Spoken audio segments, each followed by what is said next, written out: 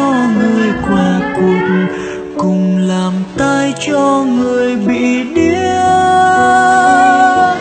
Xin dùng con theo ý của Ngài, làm đôi mắt cho người bị mù, làm tiếng kêu cho người bị oan. Chẳng phải con đã chọn Ngài, nhưng chính Ngài chọn con trước đó. Chẳng phải con đã yêu Chúa, nhưng chính Ngài yêu con từ trước.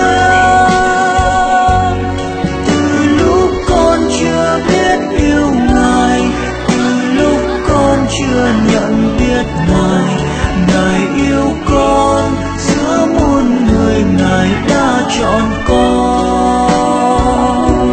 Xin gửi con đi tới mọi miền để đem cơm cho người nghèo hèn và tặng nước cho người còn khát. Xin gửi con vào khắp muôn nhà, tặng thuốc thang cho người bệnh tật, tặng chiếu chăn cho người lạnh con. Chẳng phải con đã chọn Ngài, nhưng chính Ngài chọn con trước đó.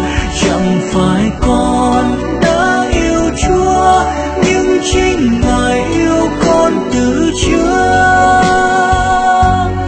Từ lúc con chưa biết yêu Ngài, từ lúc con chưa nhận biết Ngài, Ngài yêu con giữa muôn người, Ngài đã chọn con.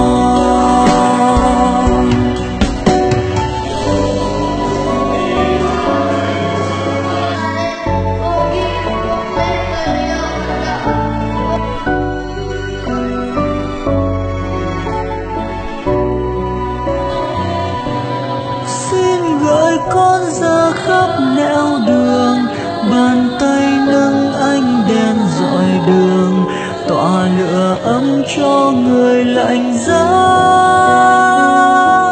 Xin gửi con ra khắp nẻo đường, cảm thông chia vui buồn phận người, và sớt chia cho đời niềm vui. Chẳng phải con đã chọn Ngài, nhưng chính Ngài chọn con trước đó. Chẳng phải con đã yêu Chúa, nhưng chính Ngài yêu con từ trước. Từ lúc con chưa biết yêu Ngài, từ lúc con chưa nhận biết Ngài, Ngài yêu con giữa muôn người, Ngài đã chọn con. Xin gửi con vào khắp thôn làng, ủi an trao cho người khổ sầu, gợi lòng tin cho người buồn chán. Xin gửi con vào khắp buôn làng, niềm vui trao những người buồn phiền, người lắng lo xin gợi bình an. Chẳng phải con đã chọn Ngài, nhưng chính